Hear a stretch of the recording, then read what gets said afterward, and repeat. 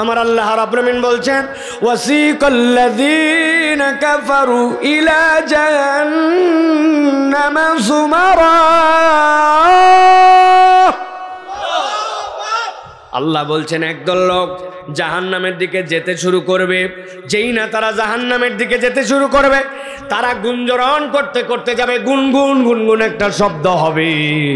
মুফাসসিররা অনেকে বলেছেন তাদের মুখের শব্দ বন্ধ হয়ে গেলেও পা যখন চলতে শুরু করবে, ওই পায়ের মৃদু মৃদু অনেক শব্দগুলা মিলায়া এক জামাত হয়ে যখন একটা শব্দ হবে, জাহান্নামের দিকে সবগুলাকে একসাথে নিয়ে যাওয়া হবে না, স্টেপ বাই স্টেপ নিয়ে যাওয়া হবে। এক দল যায়, এরপরে আরেক দল অনুগামী হয়, আরেক দল অনুগামী হয়।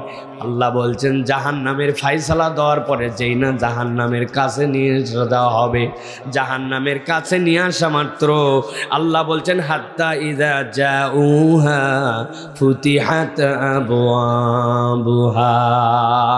জাহান্নাম যেন চিনে ফেলবে আমার মোবাইল, আমার পাসওয়ার্ড দেওয়া আছে, আমার চোখের সামনে কেবল ধরা মাত্র আমার মোবাইল খুলে যায়।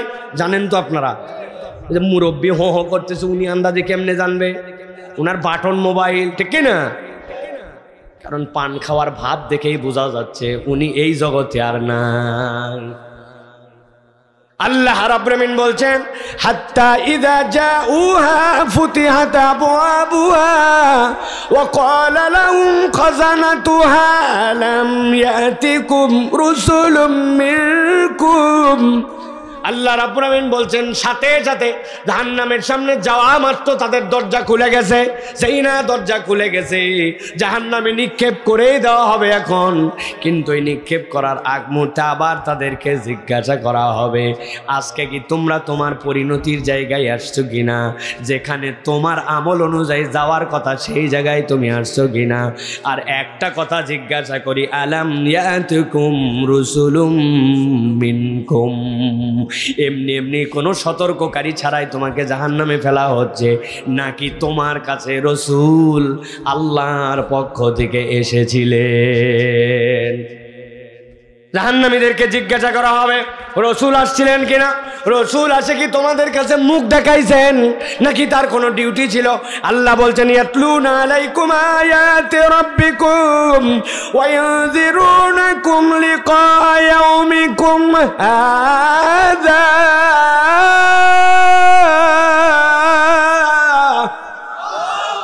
আল্লাহ বলবেন এই বান্দারা, রসূল তোমার কাছে কেবল আসে নাই, ইয়াতলুনা আলাইকুম, তোমার কাছে কিতাব পড়ে পড়ে শোনানো হয়েছিল কিনা?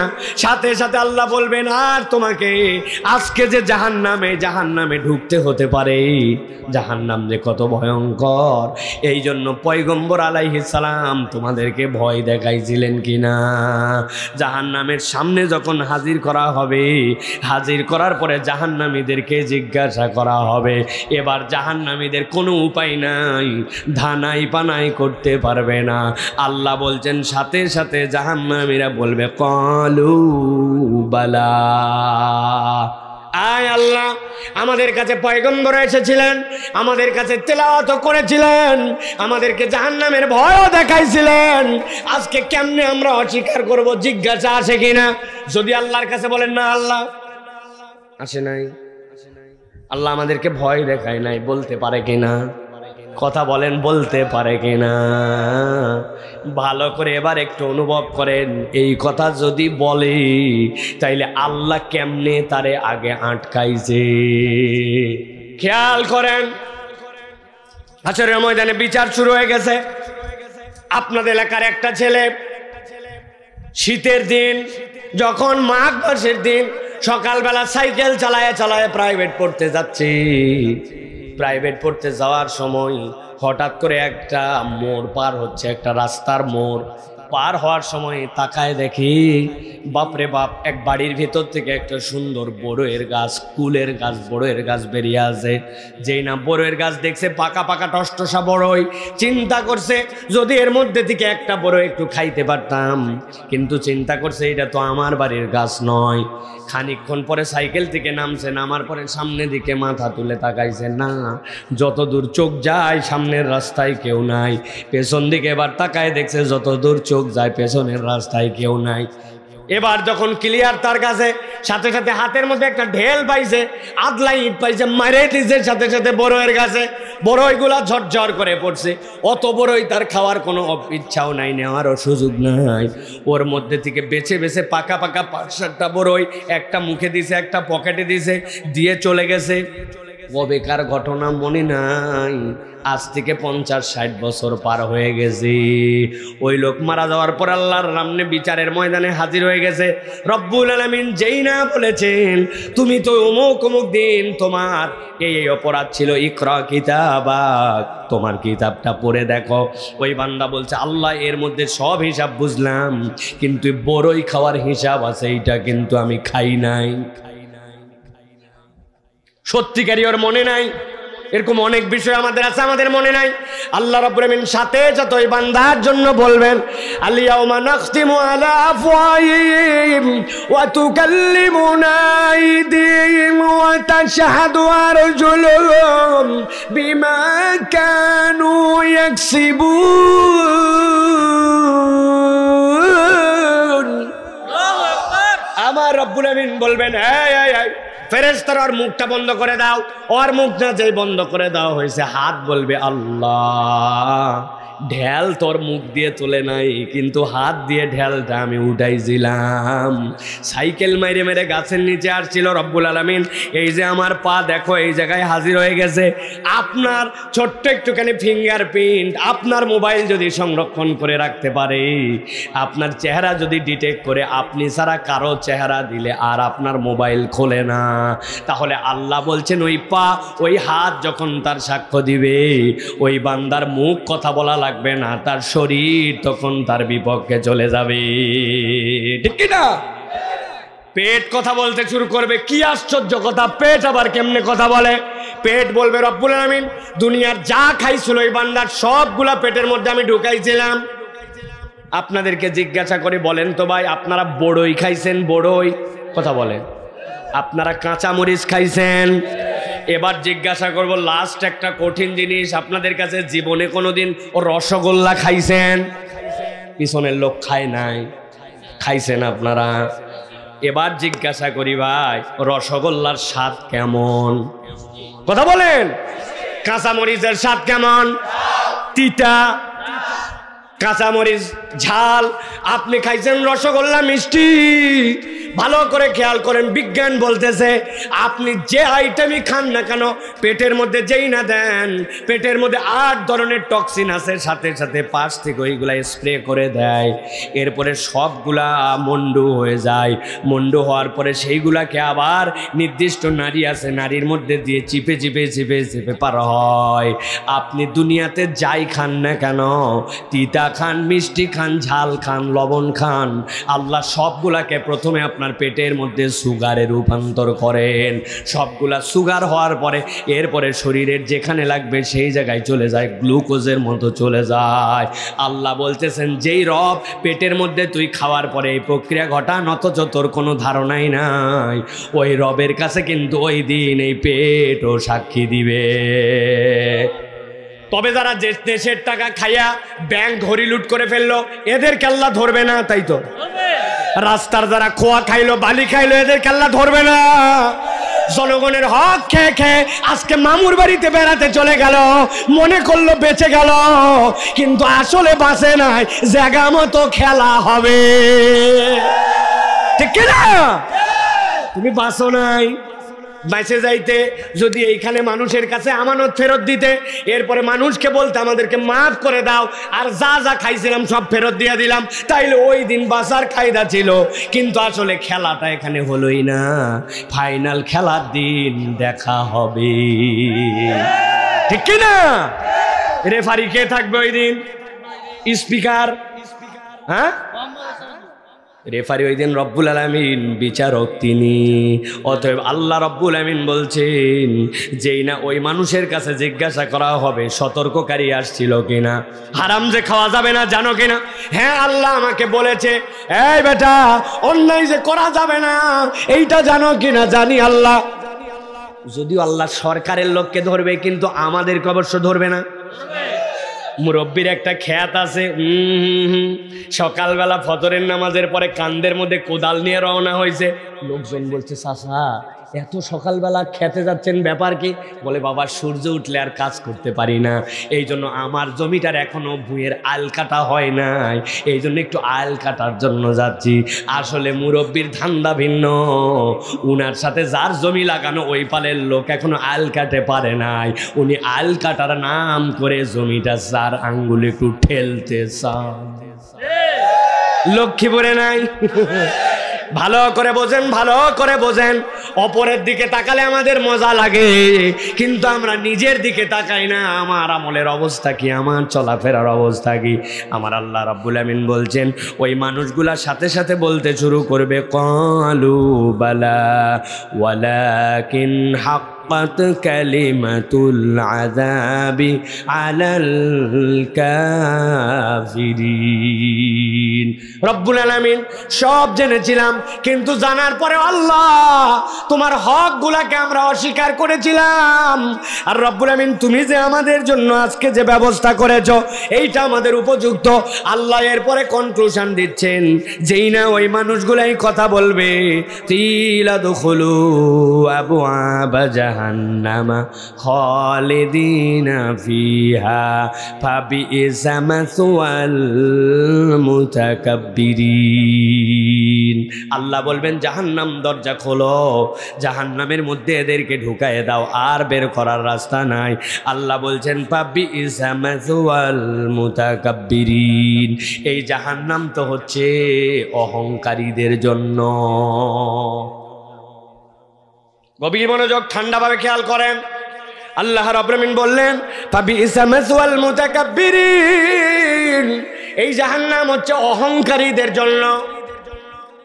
একজন লোক বড়ই বিনয়ী, চলাফেরা অন্যরকম, কিন্তু তারপর আল্লাহ কেন বললেন যে অহংকারীদের জন্য জাহান্নাম? মুফাসসিররা ব্যাখ্যা করেছেন, আল্লাহর কাছে অহংকার মানে এইটা নয় দুনিয়ার বুকে কেবল ফাঁপড় দেখানো, বরং হককে হক জানার পরেও সেইটা গ্রহণ না করে অস্বীকার করা হচ্ছে দুনিয়ার সবচেয়ে বড় তাকাব্বুরি। সত্যকে সত্য জানার পরে ওইটাকে নিজের হাম্বরাই দিয়া, নিজের জানার পরে ওটাকে পালন না করা, ওখান থেকে মুখ ফিরায় নেওয়া, ওইটার নাম হচ্ছে মূলত তাকাব্বুরি। বিরাট বড় বিনয়ী মানুষ, চলাফেরার মধ্যে কারো সাথে কোনো রকম দেখা যায় না অহংকার দেখায়, কিন্তু সেই লোক দুনিয়ায় আল্লাহর কাছে তাকাব্বুরকারী, মুকাব্বির, আল্লাহর কাছে অহংকারী হিসাবে গণিত হবে, সত্য জানার পরেও যদি সেটা মেনে না নেয়। একটা উদাহরণ দেই, ক্লিয়ার হয়ে যাবে। এখানে কে আছে যে জানে না নামাজ 5 ওয়াক্ত ফরজ? কে জানে না? কিন্তু সবাই কি পড়ে? আপনি বলতেছেন আমি খুব বিনয়ী হয়ে চলাফেরা করি, হয় নাই। আপনি যদি আল্লাহ রাব্বুল আলামিনের এই সত্যকে জানার পরেও পালন না করেন, আপনি আল্লাহর কাছে মুতাকাব্বির হয়ে যাবেন। মা বোনেরা জানে তার জন্য পর্দা করা ফরজ, যুবকেরা জানে তার জন্য দাড়ি রাখা ফরজ, যুবকেরা জানে তার জন্য টাকনুর নিচে কাপড় পরা জায়েজ নাই, কিন্তু কে শুনে কার কথা? আমি আমার লাইফ স্টাইল আমার মতো চলি। ওয়াজের পরে ওয়াজ হয়, কিন্তু কোনো ওয়াজ আমার বাড়িতে যায় না, ঠিক কিনা প্রিয় ভাইয়েরা? এবার বলেন যে আমাদের তাহলে কোরআনুল কারীমের কথা শুনলে লাভ আছে না নাই? ক্লান্ত না হয়ে গেলে একটু আওয়াজ দিয়ে বলেন, আছে না নাই? অনেকেই আপনার এখানে যারা আছেন তারা ভাবতেছেন ওয়াজ মনে হয় শুরু হয়ে গেছে, না ভাই? তাই ভাবতেছেন না? ওয়াজ এখনো শুরু হয় নাই। তাহলে অনেকেই বলবেন, হুজুর এতক্ষণ আপনি কি করলেন? আমি এতক্ষণ এই যে আপনাদের সামনে দিয়ে একটা বাঁশ দেওয়া আছে না ভাই, দেখছেন? এই বাঁশকে আমাদের এলাকায় বলে আইল দেওয়া। কি দেওয়া? মানে আপনাদেরকে বুঝিয়েছে বসেন, কিন্তু ভাই স্টেজের উপর উঠে আসেন না, এটা আপনার বাউন্ডারি লাইন, ঠিক কিনা? আমি এতক্ষণ যা বললাম এইটা মূলত আমাদের জীবনে একটু বাউন্ডারি ওয়াল দিলাম। বাউন্ডারি না থাকলে পানি আটকায় না। আপনার জমির আইল যদি ঠিক না থাকে, আপনি সেচ দিতে দিতে মেশিন পুড়ায় ফেলতে পারেন, কিন্তু আপনার আইল ঠিক না থাকলে পানি ছড়ায় ছড়ায় চারিদিক চলে যাবে, আপনার জমিতে পানি বাঁধবে না, ঠিক কিনা? আমরা ওয়াজ শুনতেছি, ব্যাপক পরিমাণ আয়োজন হচ্ছে ভাই, ওয়াজের দাওয়াত নিতে নিতে প্রায় মাথা খারাপ অবস্থা, আমাদের প্রায় মাথা খারাপ অবস্থা। মানুষের চাপ, প্রেসার, এত মাহফিল, কিন্তু আমরা দেখতে পাচ্ছি যে আসলে এইগুলা মাহফিল কি আনুষ্ঠানিকতা, নাকি সত্যি সত্যি আমরা হৃদয় থেকে কিছু দিন শিখবো, এই মেন্টালিটি আমরা কিছু গ্রহণ করবো, এই মেন্টালিটি আমাদের আছে কিনা। এই জন্য দেখবেন ইয়াংরা এইগুলা ওয়াজ পছন্দ করে না, ওদের কাছে মজা লাগবে, খানিকক্ষণ গজল হবে, খানিকক্ষণ বিনোদন হবে, খানিকক্ষণ কৌতুক হবে, হুজুর কত জমাবে, হাসাবে, ওই ওয়াজের সেই দাম, ঠিক কিনা ভাই? এইগুলা ওয়াজ আমাদের দ্বারা সম্ভব নয়। আমি আপনার কাছে টু দ্য পয়েন্ট ছোট্ট একটুখানি প্রসঙ্গ আপনাদের কাছে বলবো, বলার পরে ইনশাল্লাহ উপযুক্ত সময় চলে যাব। প্রিয় ভাইয়েরা, এই জন্য আজকে আমাদেরকে নিয়ত করতে হবে যে আজকে আমরা যা শুনবো আমাদের জীবনে সেটা প্রতিপালন করার জন্য চেষ্টা করব। রাজি আছেন আপনারা? হাত তুলে আল্লাহকে দেখাতে হবে। হয় নাই, সকলে হাত তোলে নাই, শক্ত করে হাত তোলেন, দুই হাত টান টান করে তোলেন। এই পিচ্ছি, দুই হাত, কি অবস্থা? শক্ত করে সোজা করে হাত তোলেন, সোজা। এবার ডানে বামে একটু তাকায় দেখেন কারা হাত তুলতে পারে নাই, তাদের কি সমস্যা আমরা একটু চেক করি। ডানে বামে তাকান, একটু তাকাইছেন, দুই হাত শক্ত করেন। অনেক দিন ধরে হাত এইরকম করে থাকতে থাকতে আমাদের হাত বাঁকা হয়ে গেছে। সোজা করেন হাত, সোজা সোজা করেন, শক্ত করে করছেন। এবার একটু পিছন দিকে টান দেন, হ্যাঁ, ডানে বামে একটু নড়ান। ওই যে ভাই, ওই যে টুপি পরে দাঁড়ায় আসো, ব্লু কালারের জামা, সাদা কালো টুপি, আমার থেকে আধা মাইল দূরে দেখতে পাইছি, হাত সোজা করেন। হ্যাঁ, এবার হয়েছে। কি মনে করছেন আপনি? চশমা ছাড়াই দেখতেছে, আল্লাহ যেন দেখায়। হাত শক্ত করছেন সবাই। এবার গলাটা একটু পরিষ্কার করেন। হয়নি, ভালো করে দেন। অনেকে বাহিরে মনে করতেছেন মাঠে বোধহয় জায়গা নাই, মাঠে বোধহয় লোক নাই, আসলে যে ভিতরে জায়গা নাই, ঠিক কিনা?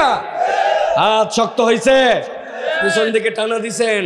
এবার ডানে বামে একটু নড়াচড়া দেন, মাশাআল্লাহ। এবার হাতটা এরকম করেন, করে এবার খোলেন আর বন্ধ করেন একটু।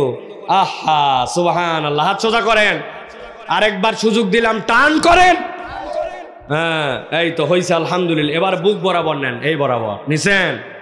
এবার আমরা আকাশ বাতাস মুখরিত করে একটা তাকবীর দিতে চাই। গলা এমনি এমনি পরিষ্কার করাই নাই। রাজি আছেন ইনশাআল্লাহ? পারবেন ইনশাআল্লাহ?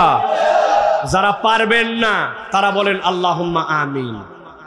এই যে এখানে একজন পারবে না, সলিড লোক, ঠিক আছে? কারণ আমি সব জায়গায় দেখছি, যত পাম দেই, যত পট্টি দেই, যে ভাই একটু হিম্মত করে একটা তাকবীর দিয়েন, উনাকে বলবেন নারায়ে তাকবীর, উনি বলবেন আল্লাহু আকবার, মানে উনার ব্যাটারি শেষ। এরকম ব্যাটারি শেষ না, যাদের একটু হিম্মত আছে এরকম যারা, তারা বলেন আল্লাহুম্মা আমিন। হাতটা বুক বরাবর নেন, এই বরাবর। যেই বলবো লিল্লাহে তাকবীর, উপর দিকে ছুড়ে দিয়ে আল্লাহু আকবার। পারবে না? এই বাচ্চা কাচ্চা আবার এদিকে মারো না, উপর দিকে মারা লাগবে। রেডি তো সবাই? গলা থাকলেই কি গেলেই কি, ঠিক না? আমার মাহফিল নেওয়া আছে ফেব্রুয়ারি 29। আপনাদের কি প্রত্যেক দিন মাহফিল আছে নাকি ভাই? তা আমার গলা নিয়ে যা চিন্তা, আপনার কিসের চিন্তা? বছরে একদিন যা আছে কপালে। রেডি সবাই? দেখে একটু তাকবীর দেন, লিল্লাহে তাকবীর, লিল্লাহে তাকবীর। আল কোরআনের আলো, আল হাদিসের আলো, তোমার নেতা আমার নেতা, তোমার নেতা আমার নেতা, আলেম ওলামা যেখানে, আলেম ওলামা যেখানে, লিল্লাহে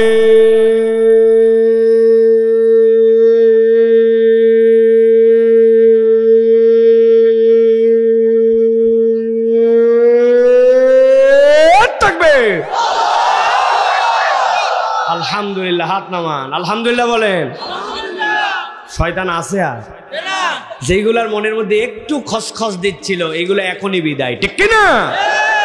এই জন্য প্রিয় ভাইয়েরা, আমরা কোরআনুল কারীম থেকে অল্প সময়ে কিছু কথাবার্তা শুনবো। আল্লাহ রাব্বুল আলামিন যেন আমাদেরকে তৌফিক দান করেন। সকলে বলেন আজকে আমরা একটু ভারী বিষয়ে কথা শুনবো, একটু মন লাগায়া দিল লাগায় কথা শুনতে হবে, হালকা বিষয় নয়। বিষয়টা হচ্ছে আজকে আমরা যেটা শুনবো, দুনিয়াতে আমাদের কিছু পছন্দের তালিকা আছে, ভাই আপনার সবচেয়ে ভালো লাগে কি খাবার খাইতে? জিজ্ঞাসা করে না ভাই? আমাকে যখন বলে আমি তখন বলি ভাই আলু ভর্তা, গরুর গোস্ত, আর সাথে যদি একটু পাতলা ডাল হয়, আর কল্লা ভাজি হলে তো কথাই নেই, আছে না? কিন্তু উনি আমাকে বলতেছে হুজুর আলু ভর্তাও দিব, গরুর গোস্তও দিব, কিন্তু বিশ্বাস করেন 1 নম্বর শুটকি আনছি 3 ধরনের, একটা চেপা শুটকি, আর একটা লইট্টা, আর একটা হচ্ছে চিংড়ি শুটকি। এই 3টা শুটকিও আপনাকে দিব। আমি আমার জন্মে কোনোদিন শুটকি তো দূরের কথা, শুটকির গন্ধও সহ্য করতে পারি না। এখন আমারে যদি বলে যে ভাই গরুর গোস্ত দিব, শুটকি দিব, এটা কি আমার পছন্দনীয়? এটা আমার ভালো লাগবে না। আবার অনেক মানুষের গানে আসেন ভাই কিচ্ছু লাগবে না, একটু শুটকি ভর্তা করে দিলে উনি ধুমায় 1 প্লেট ভাত খেয়ে ফেলবে, আছে না ভাই? আছে ভাই। তো এই যে আমাদের প্রত্যেকের আলাদা আলাদা রুচি, প্রত্যেকের আলাদা আলাদা পছন্দ। একজন বলতেছে ভাই আপনি জোরে কথা বলবেন না, ভাই আমি জোরে কথা নিতে পারি না। আরেকজন বলছে ভাই একটু হিম্মত করে পাওয়ারফুল কথা বলবেন, গরম কথা ছাড়া কিন্তু কানে যায় না, আছে না? সব ধরনের রুচি আছে না ভাই? এই উদাহরণগুলো এই জন্য দিলাম, আজকে আমরা খুব সংক্ষিপ্ত সময়ে আল্লাহ রাব্বুল আলামিন বান্দার পক্ষ থেকে যে গুণগুলি পছন্দ করেন, আল্লাহ পছন্দ করেন যে আমার বান্দার মধ্যে এই গুণ থাক, এই গুণাগুণ থাকলে আমি বান্দাকে গ্রহণ করে নিব। আল্লাহর কাছে এরকম পছন্দনীয় 7টি গুণাগুণ, এই গুণাগুণের কথা আমরা শুনে আমাদের জীবনে সেটি যেন আসে, না থাকলে সেটা যেন আমরা অর্জন করতে পারি, এই এলেমটুকু নিয়ে বাড়িতে যাব। বলেন আল্লাহুম্মা আমিন। একটা মুখ বন্ধ থাকলে হবে না, দাঁড়ায় থাকেন আর বসে থাকেন, দূরে থাকেন আর কাছে থাকেন, বলেন আল্লাহুম্মা আমিন। তাহলে আমরা গুণাগুণের কথা শুনবো কয়টা? হয় নাই। হাত 5 আঙ্গুল এরকম করতে হবে আর 2 আঙ্গুল এরকম, রেডি, নিচে নিচে নিচে, উপরে না। আমি যেই বলবো কয়টা, হাত তুলে দেখাতে হবে 7টা। কয়টা? 7টা। হাত ওঠে নাই অনেকগুলো, হাত নামান আবার। তাহলে আমরা আল্লাহর পছন্দনীয় গুণাগুণের কথা শুনবো কয়টা? 7টা। এই কি ব্যাপার, এদিকে আমার সবচেয়ে সোনার মনিরা যেগুলো বসে আছে, হাত নামান আর একবার, লাস্ট চান্স। কয়টা? 7টা। অনেকে আবার 2 হাতই তুলছে, আমি 10টা করতে বলবো। 7টা, আলহামদুলিল্লাহ বলেন। তাহলে চলেন আমরা আমাদের আলোচনায় প্রবেশ করি। বিতাড়িত শয়তান থেকে আশ্রয় প্রার্থনা করে সমস্বরে একদম প্রতিটা কণ্ঠ থেকে উচ্চারিত হবে। সকলে আমার সাথে পড়েন, আউযু বিল্লাহি মিনাশ শাইতানির রাজিম, বিসমিল্লাহির রাহমানির রাহিম, ইয়া আইয়ুহাল্লাযীনা আমানু তুবু ইলাল্লাহি তাওবাতান নাসুহা, আসা রাব্বুকুম আন ইউকাফিরা আনকুম সাইয়্যাতিকুম ওয়া ইউদখিলাকুম জান্নাতিন তাজরি মিন তাহতিহাল আনহার। গভীর মনোযোগে খেয়াল করেন, আল্লাহ রাব্বুল আলামিন বলছেন, ইয়া আইয়ুহাল্লাযীনা আমানু, ও ঈমানদাররা, আমি রব্বুল আমিন তোমাদেরকে আলাদা করে ফেললাম। গভীর মনোযোগের হৃদয় থেকে অনুভব করেন, দুনিয়াতে আল্লাহ রাব্বুল আমিন কোরআনে অসংখ্য জায়গায় সম্বোধন করেছেন, কুলিয়া আইয়ুহান নাস, কুলিয়া আইয়ুহাল ইনসান। আল্লাহ ইনসান বলেছেন, আল্লাহ মানুষ বলেছেন, কিন্তু আল্লাহ এই আয়াতে কারিমার মধ্যে আদর করে ডেকে বলতেছেন, কুলিয়া আইয়ুহান নাস, ইয়া আইয়ুহাল্লাযীনা আমানু, ও ঈমানদারেরা, আমি রব্বুল আমিন তোমাদের জন্য বলছি। একটু নিজের দিকে তাকান, নিজেকে অনুভব করেন, আমি আল্লাহর কাছে কি পরিচয় দেই? আমি আল্লাহর কাছে পরিচয় দেই এই রব্বুল আলামিন আমি একজন ঈমানদার, ঠিক কি না? আমি আল্লাহর কাছে যেহেতু বলেছি আশহাদু আল্লা ইলাহা ইল্লাল্লাহ ওয়া আন্না মুহাম্মাদান আবদুহু ওয়া রাসূলুহু, আমানতু বিল্লাহি ওয়া মালাইকাতি, আমি আল্লাহর কাছে যেহেতু সাক্ষ্য দিয়েছি, নিজেকে আমি ইমানদার বলেছি, আল্লাহ এই জায়গাতে এই জন্য বলছেন ইয়া আইয়ুহাল্লাযীনা আমানু। আপনি গভীরভাবে যদি দৃষ্টি দেন কোরআনের আয়াতের দিকে, তাহলে মনে হবে আল্লাহ বলতেছেন ইয়া আইয়ুহাল্লাযীনা আমানু, হে ইমানদার সাইফুল্লাহ, হে ইমানদার আব্দুল খালেক, হে ইমানদার সবুজ, হে ইমানদার রজন, হে ইমানদার আব্দুল মালেক। আল্লাহ যেন বলতেছেন প্রত্যেকের নাম ধরে ধরে, আপনার হৃদয়ের মধ্যে একটা আলাদা ফিলিংস হতে হবে। এই আয়াতে কারিমায় রব যেন পার্সোনালি আমাকে বলছেন, যেহেতু আমি নিজের পরিচয় ইমানদার হিসাবে দেই, ঠিক কিনা? আল্লাহ বলছেন দুনিয়ার মানুষ, আমি তোমার জন্য বললাম তুবু ইলাল্লাহ, তোমরা আল্লাহর দিকে ফেরত আসো, আল্লাহর জন্য তওবা করো। আল্লাহ রব্বুল আলামিন যেভাবে বলেছেন সেইভাবে আল্লাহর দিকে ফেরত আসো। আল্লাহ বলছেন তবে আমি আল্লাহ বলছি, তুমি যে আল্লাহর কাছে তওবা করবে, তওবাটা তোমার কেমন হবে জানো নাকি? আল্লাহ বলছেন তোমার তওবাটা যেন হয় তাওবাতান নাসুহা।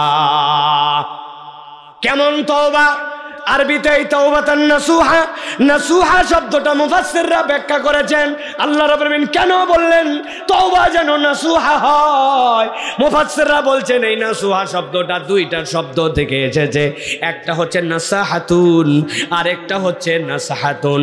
যদি নাসাহাতুন মানে হয় নুন হা সোয়াত্তা, তাহলে তার মানে হবে খাঁটি করা, এটা পিওর করা। আপনার কাছে এতগুলা সোনা আছে, কিন্তু মহিলারা বুঝবে, মহিলাদের হাতের মধ্যে যে বালি আছে, চুড়ি আছে, ওই বালিটার মধ্যে দেখতে মোটা হলেও ভিতরে ওর মধ্যে রাং দেওয়া আছে, ভিতরে ওর মধ্যে মিশানো আছে। আর স্বর্ণকার যদি ফাঁকিবাজ হয়, তাহলে স্বর্ণকার ওর মধ্যে 2 নম্বর জিনিসও মিশাইছে, সোনার মধ্যেও ভেজাল হয় কিনা। কিন্তু যদি আপনি স্বর্ণকারের কাছে আবার বেচতে নিয়ে যান, ওই স্বর্ণকার যে ওজনে আপনারে যেমনি দিছে ওইভাবে সোনা কিনবে না, অ্যাসিডের মধ্যে ফালাই দেবে, এরপরে ভিতরের যা আছে সবগুলো আলাদা হয়ে যাবে, শুধুমাত্র র ম্যাটেরিয়ালগুলো এক জায়গায় হবে। আরবিতে নাসহাতুন শব্দের অর্থ খাঁটি করা। আল্লাহ বলছেন তোমার তওবাটা যেন ধানাই পানাই না হয়, তোমার তওবাটা যেন খাঁটি তওবা হয়। আর যদি এই শব্দটা নাসাহাতুন থেকে আসে, তাহলে আপনাকে বুঝতে হবে এটার মানে হচ্ছে জোড়া লাগানো।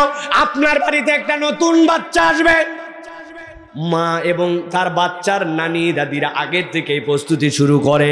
এই তো 8 মাস পার হয়েছে, যে কোনো সময় ডেলিভারি হতে পারে। ডেলিভারি হওয়ার পরে অনেকগুলা কাঁথা লাগবে, খেঁতা লাগবে, আছে না ভাই? কাঁথা কি দিয়ে সেলাই করে? নানির শাড়ি, মায়ের শাড়ি, বাপের পুরাতন লুঙ্গি, অমুক অমুক জিনিসপত্র সব জায়গায় নিয়ে আসে। নিয়ে আসার পরে সবগুলা ফেলে, ফেলার পরে উপর থেকে নিচ পর্যন্ত সেলাই করে জোড়া দেয়, ঠিক কিনা? আল্লাহ রাব্বুল আমিন বলছেন নাসাহাতুন মানে সেলাই করা, তালি দেওয়া।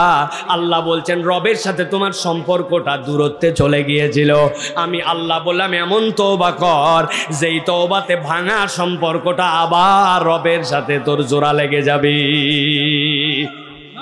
রব্বুল আলামিন বলছেন এই যে তুমি তওবা করবে আল্লাহর কাছে, যেই তওবা আপনাকে আমাকে বললে 1 মুহূর্ত দেরি হয় না, লগে লগে করে ফেলি।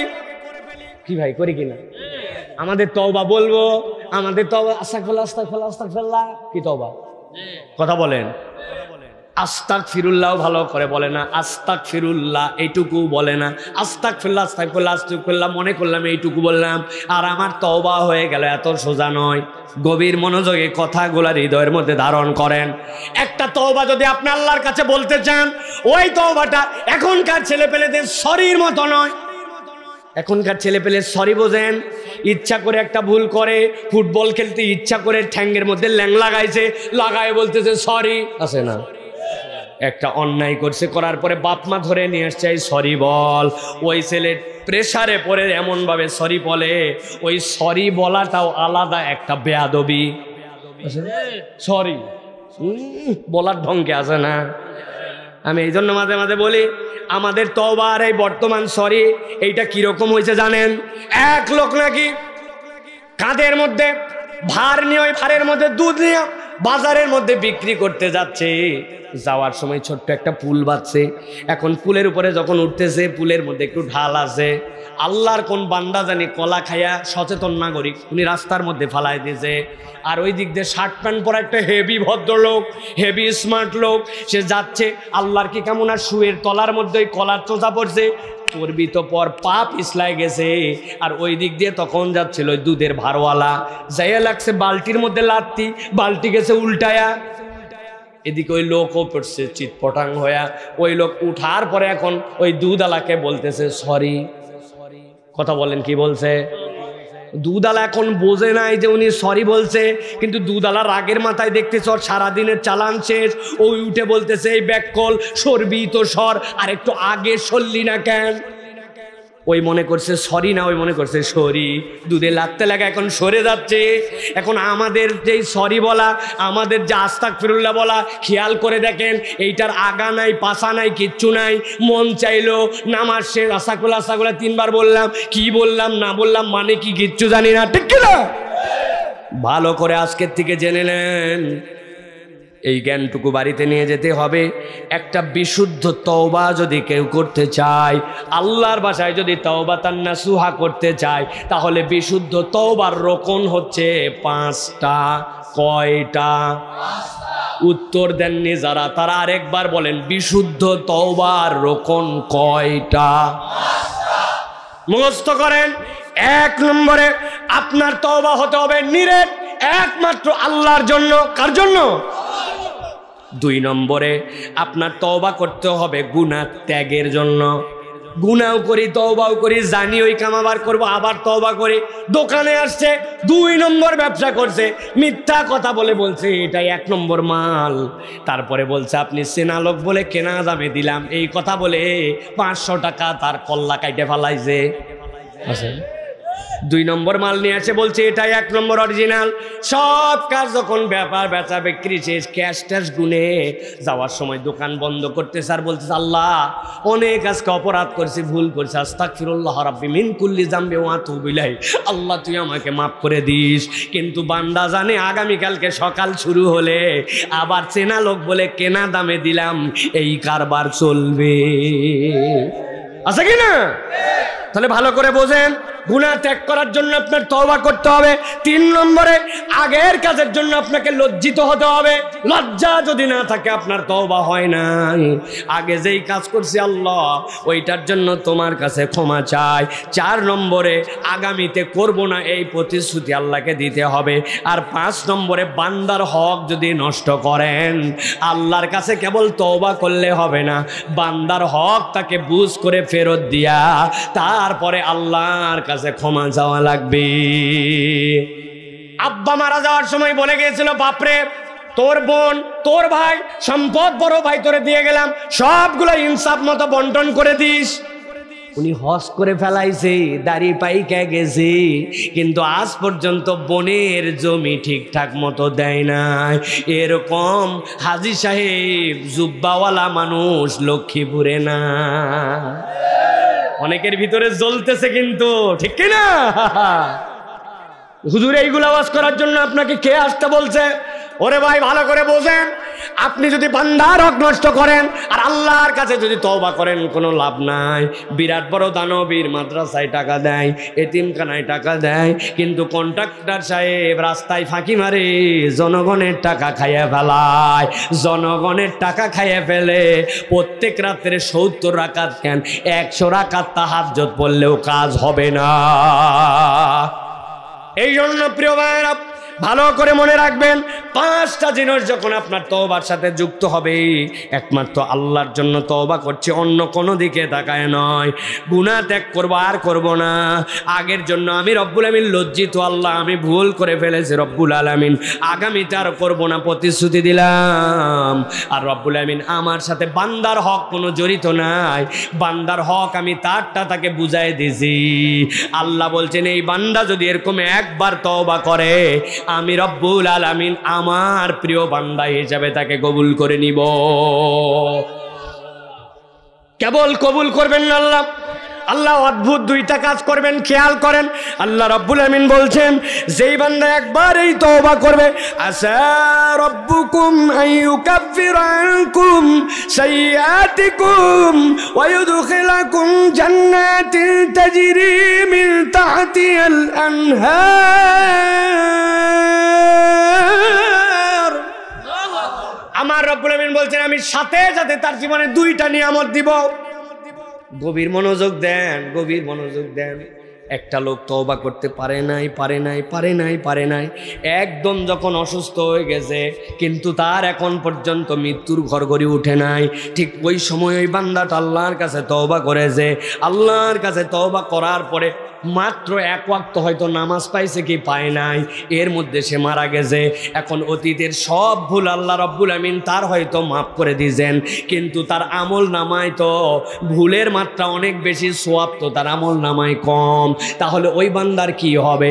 আল্লাহ বলছেন তুই যদি প্রকৃত ওই 5টা রকম মেনে তওবা করতে পারিস, বান্দা আমি তোর জন্য বললাম, আমি রব্বুল আমিন তোর যত গুনাহ ছিল সব গুনাহগুলা তওবার কারণে আল্লাহ সওয়াব দ্বারা বদলায় দিবেন। যত পাপ ছিল সবগুলো আল্লাহ সওয়াব দ্বারা কনভার্ট করে দিবেন। আল্লাহ রাব্বুল আমিন বলছেন সাথে সাথে আরেকটা জিনিস আল্লাহ রাব্বুল আমিন দান করবেন, জান্নাতিন তাজরি মিন তাহতিহাল আনহার। আল্লাহ রাব্বুল আমিন আল্লাহর ওই বান্দাকে আল্লাহর পক্ষ থেকে জান্নাত দান করে দিবেন। সুবহানাল্লাহ বলবেন না ভাই?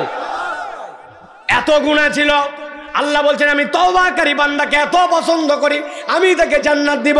নবীকে আল্লাহ বলতেছেন আপনি জানান, ওয়াবাশশিরিল লাযীনা আমানু ওয়া আমিলুস সালিহাতি আন্না লাহুম জান্নাতিন তাজরি মিন তাহতিহাল আনহার কুল্লামা রুযিকু মিনহা মিন সামারাতির রিজকা ক্বালু হাযাল্লাযী রুযিকনা মিন ক্বাবলু ওয়া উতুবি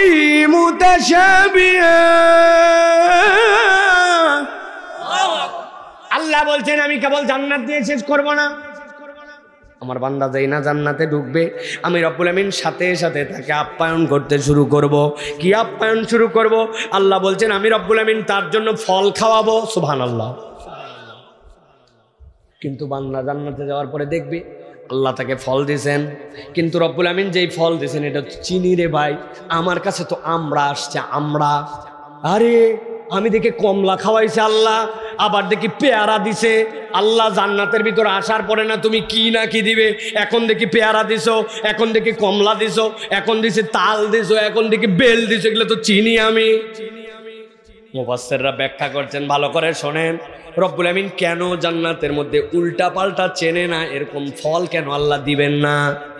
একটা গল্প আছে, পাকিস্তানের সাথে যখন আমাদের যুদ্ধ হচ্ছিল, ওই যুদ্ধের সময় পাকিস্তানি আর্মিরা বড় খারাপ মানুষ ছিল, এদের প্রতি তাদের ন্যাচারাল আচরণের কারণে এদের সাথে খারাপ ব্যবহার করতো আমাদের সাথে।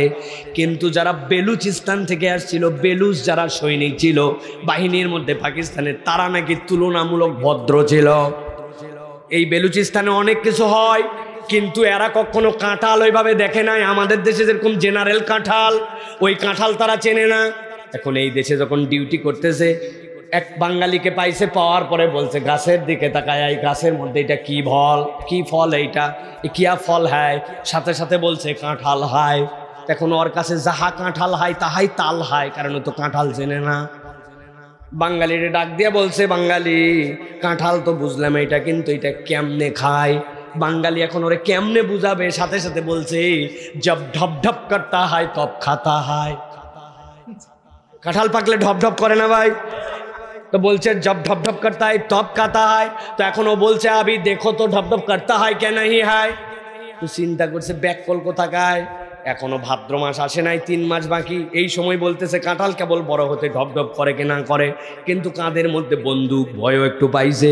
পাওয়ার পরে কথা শুনে গেছে, যাওয়ার পরে বাড়ি দিয়েছে। বাড়ি দিয়ে তো বাঙালি অবাক, দেখে কি রে ঢপ ঢপ করতা হয়। আসলে ছিল কাঁঠালটা আশিনা কাঁঠাল। অনেকগুলা 12 মাসি কাঁঠালের একটা জাত। এখন বলছে বাঙালি ডব ডব যেহেতু কাটতে হয়, আবি উতারো নামাও।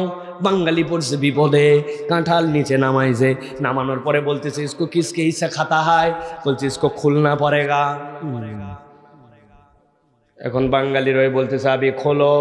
বাঙালি পড়ছে মহা বিপদে, সারা জীবন বউ খুলে কাঁঠাল, বোন খুলে কাঁঠাল, মা খুলে কাঁঠাল, 18 মামলা আছে না নাই। এখন ওরে বলতেছে তুই খোল, ও তো অবাক কিন্তু উপায় নাই, ঘাড়ের মধ্যে তো বন্দুক। সাথে সাথে খুলছে, খোলার পরে তো ওই আর্মি ওই সৈনিক দেখে অবাক হয়ে গেছে, বাপরে বাপ, বাহিরে সবুজ ভিতরে হলুদ, তো আজব জিনিস। এখন বাঙালিকে বলছে বাঙালি ইসমে সে কিয়া খাতা হয়। বাঙালি বলছে ব্যাগ কোলা আমার দিয়ে নামাইছিস, আমারে দিয়ে খুলাইছিস, জীবনে কাঁঠাল খুলনায় হাতে আঠা মাখামাখি, তো আবার বলতেছিস কি খাই তাও জানিস না, তোরে খাওয়াচ্ছি।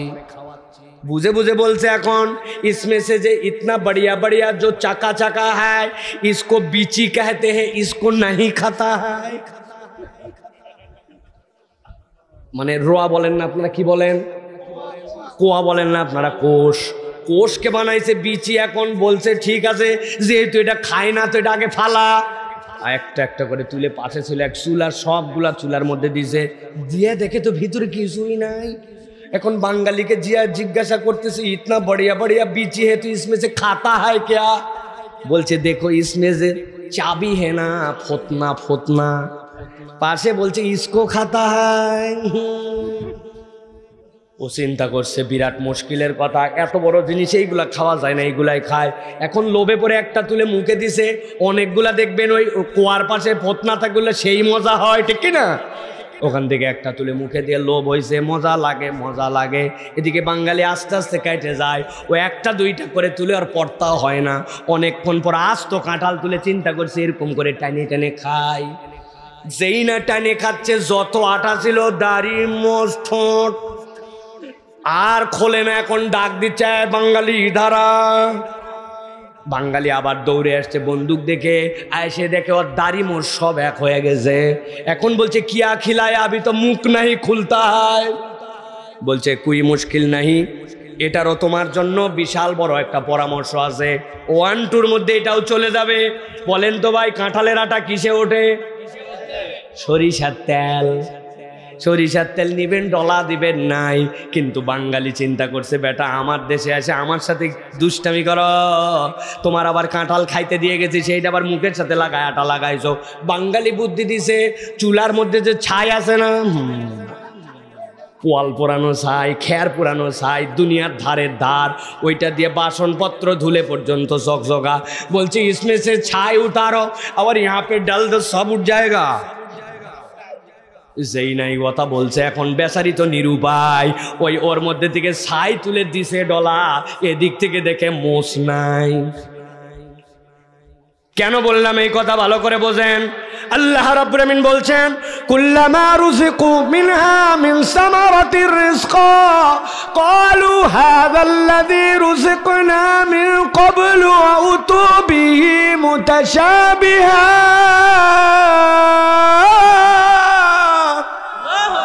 আমার আল্লাহ বলছেন আমার বান্দাকে এমন খাবার দিলাম যেই খাবার বান্দা চিনে না, এইটা ছিলে খেতে হবে নাকি এইটার দানা খেতে হবে। বান্দা যদি না চিনে জান্নাতের মধ্যে বিব্রত হয়ে যাবে। কিন্তু তওবাতান নাসুহা করে যদি আসে, আমি আল্লাহ তার চেনা ফলগুলাই জান্নাতে দিব।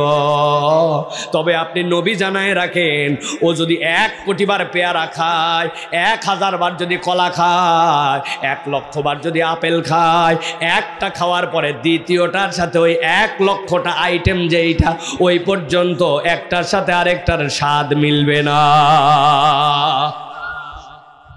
এই জন্য রব্বুল আমিন বলছেন বান্দা আল্লাহর কাছে তওবা করো, তুবু ইলাল্লাহি জামিআ আইয়ুহাল মুমিনুন লাআল্লাকুম তুফলিহুন।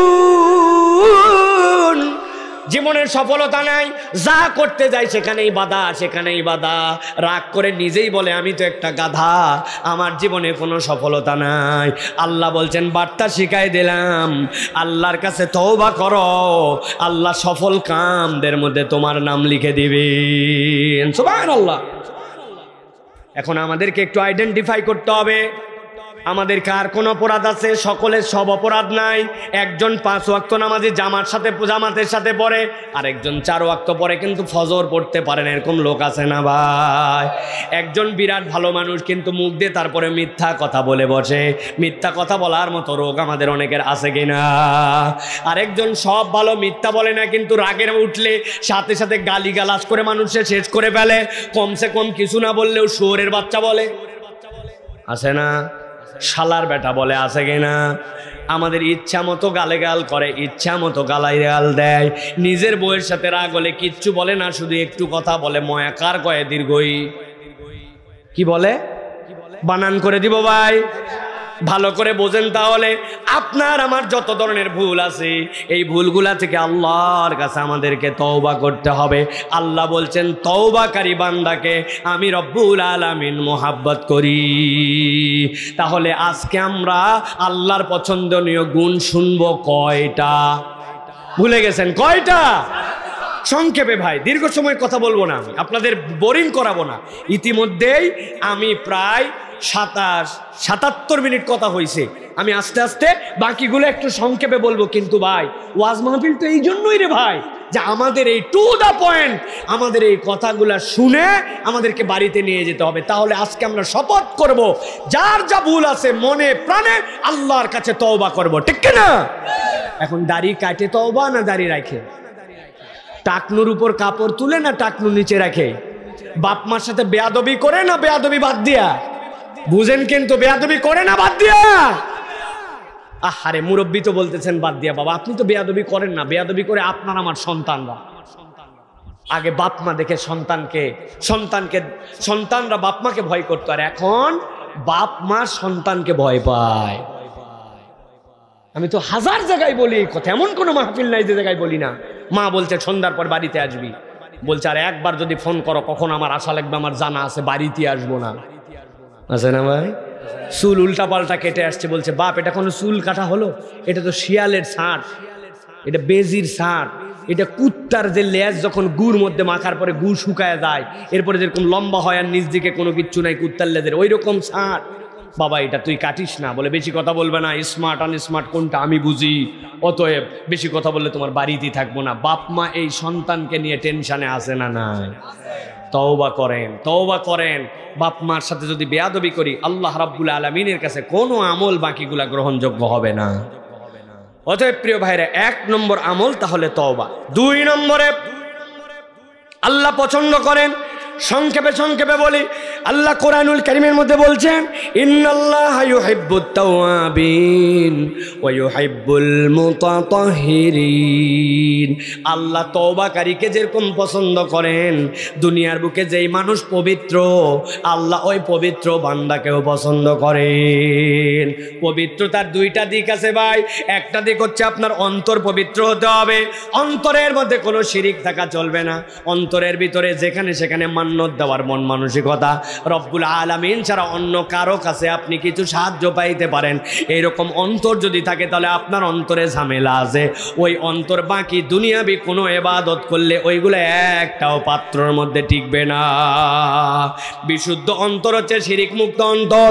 আপনি কথার মধ্যে শিরিক করে ফেলেন, আচরণে শিরিক করে ফেলেন, বিপদে পড়ছে। শাহজালালের মাজারে রওনা হয়েছে লক্ষ্মীপুর থেকে। কি ব্যাপার ভাই, শাহজালালের মাজারে যান কেন? কয় আমার বিরাট বড় একটা অসুখ, ভালো হয় না, ওইখানে গেলে কি ডাক্তার দেখাবেন না?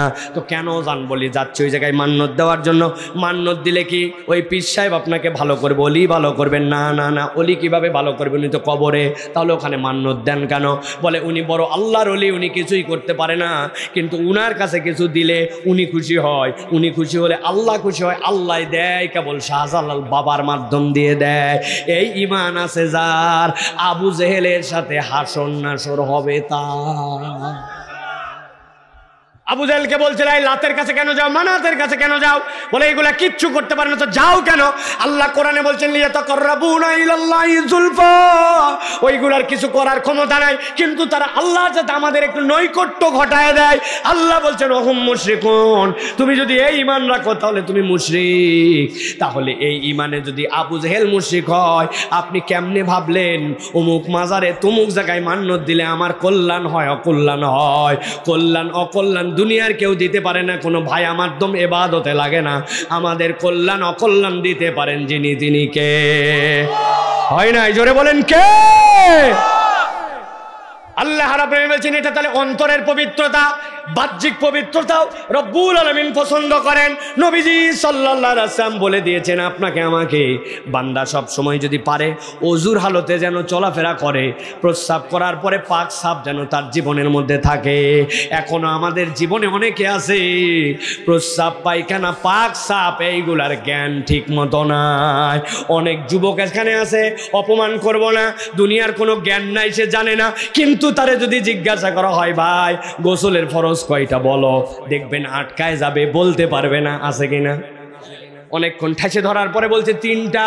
আমি মজা করে বলি মাঝে মাঝে কি কি বলে, হুজুর লুঙ্গি, বদনার, সাবান। তাই তো না, গোসলের ফরজ তো এই 3টাই। আহা, আমার মুরব্বী কতগুলা হা হা করে হাসে দিছে। কিন্তু মুরব্বীকে যদি বলা হয় বাবা দুনিয়ার জ্ঞান তো সব জানলেন, এবার একটু বলেন তো নামাজের ভিতরে ফরজ কয়টা, বাহিরে ফরজ কয়টা? বলছে তোর বাপের বিয়ের সময় আমি ছিলাম, এত বড় বেয়াদব। আছে না ভাই? আরে দুনিয়ার জ্ঞানের কোনো অভাব নাই। কিন্তু বাবাজিকে যদি বলা হয় বাবা বলেন তো আশারায়ে মুবাশশিরা 10 জন সাহাবী, 10 জন সাহাবীর নাম কি? বলে ইমাম সাহেব কি করতে রাখছি। ইমাম সাহেব জানে। আছে না ভাই? কাউকে আমি অপমান করার জন্য বলছি না। অতএব যে জ্ঞান আপনার থাক বা না থাক, পাক পবিত্রতার জ্ঞান আপনার থাকা লাগবে।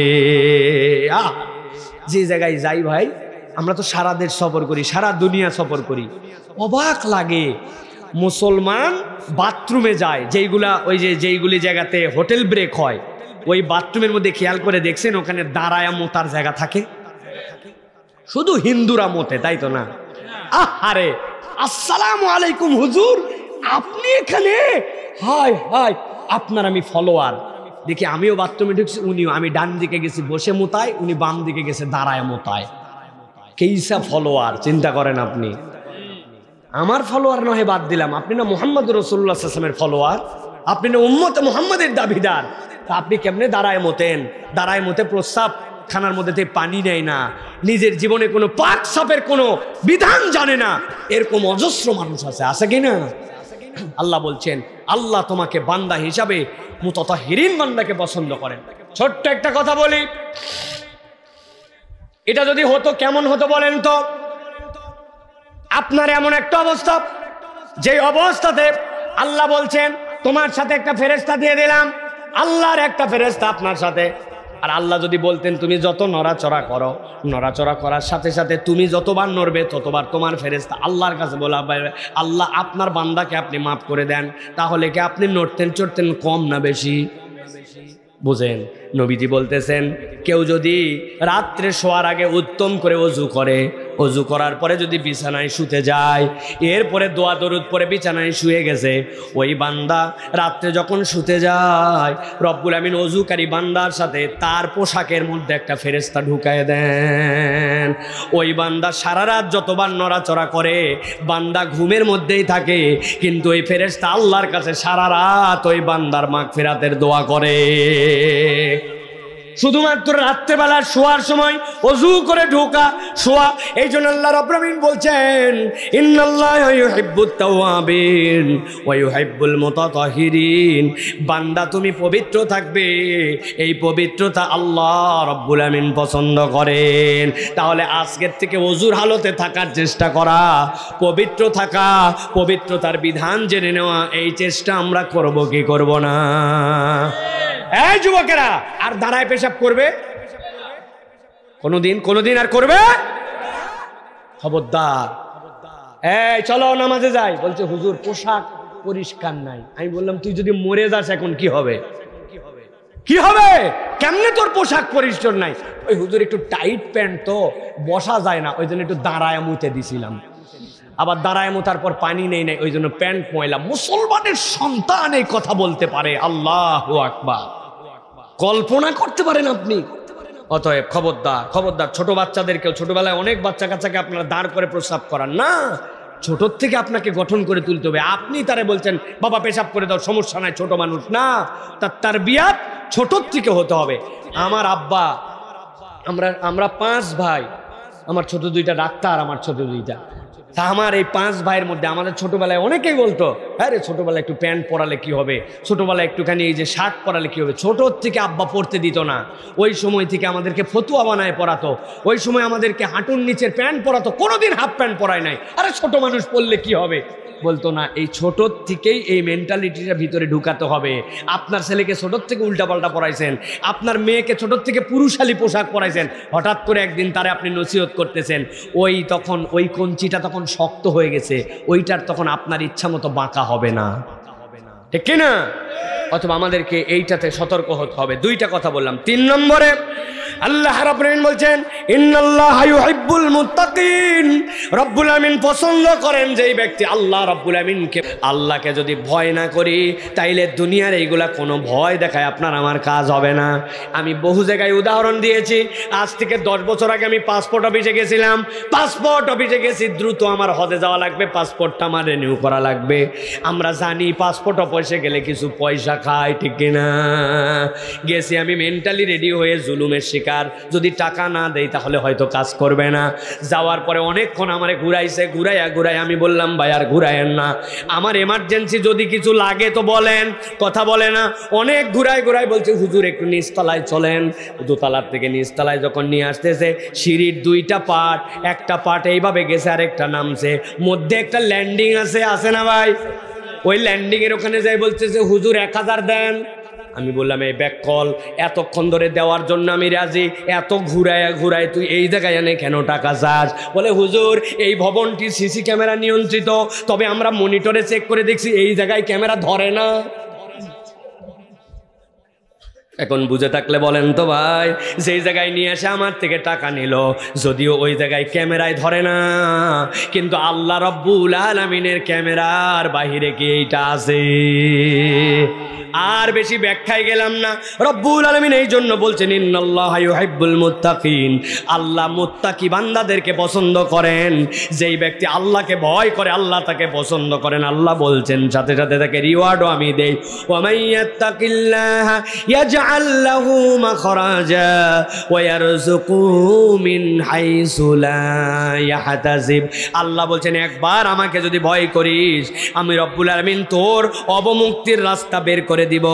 আর আমি আল্লাহ চ্যালেঞ্জ দিলাম, তোকে এমন রিজিক দিব তুই হিসাব করে কখনো কুলাতে পারবি না।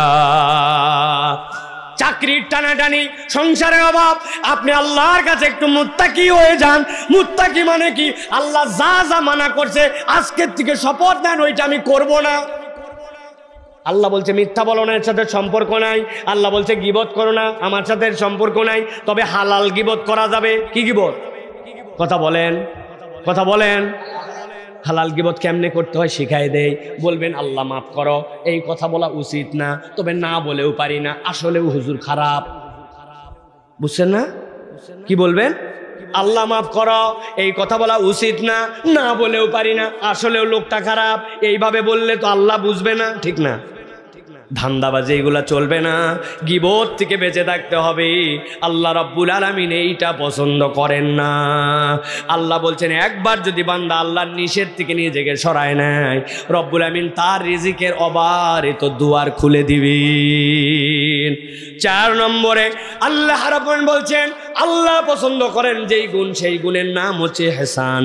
আল্লাহ বলছেন আল্লাযীনা ইউনফিকুনা ফিস সাররাই ওয়াদ-দাররাই ওয়াল কাযিমিনাল গায়যা ওয়াল আফিনা আনিন নাসি ওয়াল্লাহু ইউহিব্বুল মুহসিনিন। আল্লাহু আকবার। আল্লাহ বলছেন বান্দা তোমার ভিতরে যদি 4টা গুণাগুণ থাকে, আল্লাহ রাব্বুল আমিন তোমাকে মুহসিনদের কাতারে অন্তর্ভুক্ত করবেন। আর আল্লাহ ইহসান করা পছন্দ করেন। 4টা কাজ করলে আপনি আল্লাহর কাছে মুহসিনদের মধ্যে অন্তর্ভুক্ত। আল্লাহ বলছেন আল্লাযীনা ইউনফিকুনা ফিস সাররাই ওয়াদ-দাররা, যেই মানুষগুলা প্রকাশ্যেও দান করে, গোপনেও করে, টানাটানির সময়ও করে, আবার সচ্ছলতার সময়ও দান করে। টাকা আছে যখন দেওয়া সহজ, কিন্তু অভাব অনটন তখন মানুষ কৃপণ হয়ে যায়, তখন টাকা বের করা কিন্তু কঠিন, ঠিক কি না? রব্বুল আলামিন এই জন্য বলছেন তোমার যা সামর্থ্য আছে সেখান থেকে তুমি দাও। আমি আমার ছাত্র ভাইদেরকে বলবো, মসজিদে জুমার দিনে যাওয়ার পরে ছাত্ররা টাকা দেয় না, ঠিক কিনা? বলছে আমি স্টুডেন্ট। আরে ব্যাককল, তুমি বাদাম কিনে খাও 20-25 টাকার, মোবাইল রিচার্জ করো প্রত্যেক মাসে 200-300 টাকার। দোকানের মধ্যে গেছে, দুই বন্ধু চা খাইছে, ওর এলাকায় ওর দোস্ত আসছে, চায়ের বিল দেওয়ার জন্য গেছে, টান দিয়ে ধরছে, আমার এলাকায় তুই বিল দিবি। কই না দোস্ত আমি দিব। দুইজন টাকা দেওয়া নিয়ে ঝুলাঝুলি আছে না? ওই সময় স্টুডেন্ট থাকে না, কিন্তু যেই না কেউ তার কাছে চাইতে আসে তখন তার টাকা বের হয় না। আমি আমার জীবনে একটা ফকির থেকে শিখছি, একটা ফকিরের গল্প বলে। আমার এলাকায় এক ভিক্ষুক আমার কাছে আসছে, বাবা একটু সহযোগিতা কর। পকেট থেকে বের করে তাকে 20 টাকা দিয়েছি। এটা আমি নওগাঁর ঘটনা বলতেছি। নওগাঁতে বাজার করতে যাচ্ছি, হাতে ব্যাগ, এমন সময় 20 টাকা দিয়েছি ওই ফকিরকে 20 টাকা দেওয়ার পরে দেখি ফকির আমার সাথেই যাচ্ছে, আরও সাইল করতে করতে হঠাৎ করে সামনে গেছি। যাওয়ার পরে একটা রাস্তা এরকম করে বাঁকা হয়ে বাম থেকে ডানের দিকে গেছে, বাজারের দিকে ঢুকছে। কোনার মধ্যে দেখি একটা ভিক্ষুক, গায়ের মধ্যে অনেকগুলো এরকম বড় বড় বড় দলা দলা দলা দলা, মুখের মধ্যে এরকম দলা দলা, এই নিচে একটা সুন্দর করে পাটি পারছে, সামনে একটা গামলা রাখছে, আর বলতেছে বাবারে কেউ আমার একটু সহযোগিতা করেন, কেউ আমার সহযোগিতা করেন। একটু আগে যেই ফকিরে আমি 20 টাকা দিয়েছিলাম, ওই ফকির ওই দিক থেকে যাচ্ছে, যাওয়ার সময় দেখি ওই ফকির পকেট থেকে বের করে 10 টাকা করে দিছে। আমি সাথে সাথে চাচার কান্দের মধ্যে হাত দিয়ে বললাম, বাবা একটু আগে দেখি ভিক্ষা করলেন, এখন দেখি দানবীর, আপনি দেখি এই জায়গায় আবার 10 টাকা ভিক্ষা দেন। ওই ফকির আমাকে বলতেছে, বাপরে তুই 20 টাকা দিয়েছিস ঠিক আছে, কিন্তু আমি তোর কাছে গেছিলাম, যাই বলছি বাপ একটু টাকা দে, তুই যদি না দিতিস পাশের কারো কাছে যাইতাম, যাই বলতাম একটু টাকা দাও, একটু সহযোগিতা করো। কিন্তু আমি যেই লোকরে 10 টাকা দিছি, ও দুয়ার টু দুয়ার যাইতে পারে না, ওই এমন অবস্থা ওইখানেই বসে থাকে, কেউ দিলে তার কাছে দেওয়া, সে কারো কাছে যাইতে পারে না। আমার তো মনে হয়েছে ওর থেকে আমি উত্তম ফকির, এই জন্য আমি আল্লাহর দিকে তাকায়া তারে 10 টাকা দিছি। আল্লাহ রাব্বুল আলামিন এই জন্য বলছেন, আল্লাযীনা ইউনফিকুনা ফিস সাররাই ওয়াদ দাররাই ওয়াল কাযিমিনাল গায়জ ওয়াল আফিনা আনিন নাস ওয়াল্লাহু ইউহিব্বুল মুহসিনিন।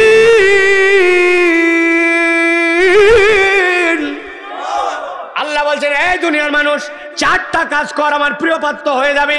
তুই অভাবের সময় দান করবি, সচ্ছলতার সময় দিবি, প্রকাশ্যেও দিবি, গোপনেও দিবি। আর আল্লাহ বলছেন এরপরে 3 নম্বর গুণ হবে তোর জন্য, ওয়াল কাযিমিনাল গায়জ।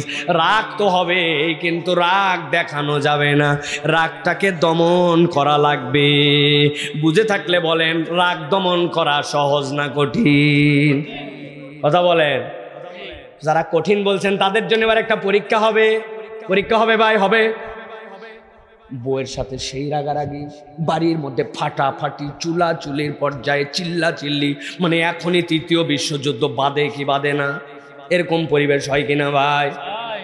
যে আসবে এখন কথা বলবে তাকেই বাটাম লাগাই দিবে, এরকম একটা ভাব।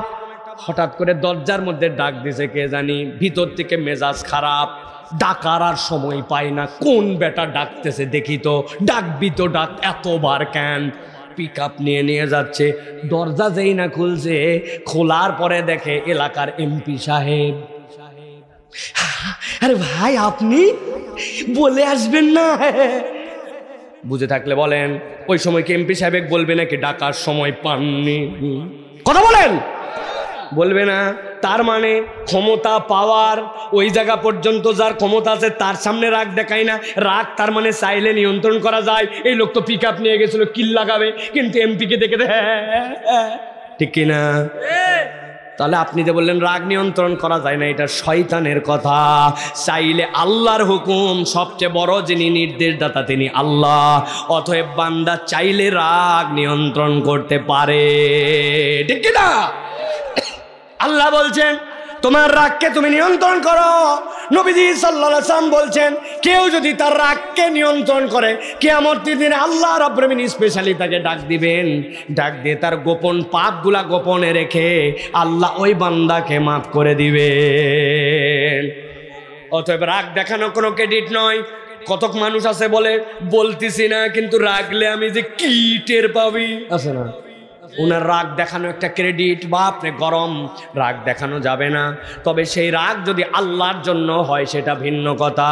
এখন যদি আপনি মনে করেন ইসরায়েল যে পরিমাণ 43,000 আমার ভাইকে শহীদ করে ফেলছে এখন পর্যন্ত, এর মধ্যে 17,000 এর মধ্যে শিশু, যেই শিশুগুলা ইনোসেন্ট, 1 বছর 6 মাস 2 মাস 5 মাস 2 বছর বয়স, এই মানুষগুলাকে বিনা বিচারে হত্যা করলো। এখন আপনি যদি বলেন তাদের উপরেও রাগা যাবে না, এই রাগ আপনার ব্যক্তিগত রাগ নয়, এই রাগ আল্লাহর জন্য রাগ, ঠিক না? আল্লাহ রাব্বুল আলামিন বলছেন আর 4 নম্বর গুণাগুণ হবে ওয়াল আফিনা আনিন নাস, মানুষকে ক্ষমা করে দিবে, সাধ্যের মধ্যে থাকলে, তার ক্যাপাসিটির মধ্যে থাকলে মানুষকে মাফ করে দিবে। মানুষের কথায় কষ্ট পাইছো, মাফ করে দিছ। মানুষ তোমার সাথে দুর্ব্যবহার করছে, মাফ করে দিছ। মানুষকে যে মাফ করে, আল্লাহ বলছেন আমি আমার ওই বান্দাকে মুহসিনদের কাতারে তুলে নিব। কিয়ামতের দিন আমিও তার গোপন পাপগুলা গোপন রেখে আমি আমার বান্দাকে মাফ করে দিব। নবীজি বলছেন এই দুনিয়ার মানুষ কিয়ামতের দিন আল্লাহ রাব্বুল আমিন তার চাদর দিয়ে সব মানুষের মধ্যে থেকে কিছু মানুষকে আলাদা করে ফেলবেন, ডাক দিয়ে বলবেন ও আমার বান্দা, দুনিয়ার বুকে এই পাপ করছিলে কিনা? হ্যাঁ আল্লাহ করছিলাম। এইটা করছিলি কিনা? করছিলাম। এইটা করছিলি কিনা? করছিলাম। আল্লাহ বলবেন বান্দা আমার নাম সাত্তারুল উয়ুব, তোর পাপের মধ্যে জুলুম নাই, তোর পাপের মধ্যে শিরিক নাই, তোর পাপ দুনিয়ার বুকে কেউ জানতো না। আজকে গোপন পাপ গোপন রেখে বান্দা আমি তোকে মাফ করে দিলাম।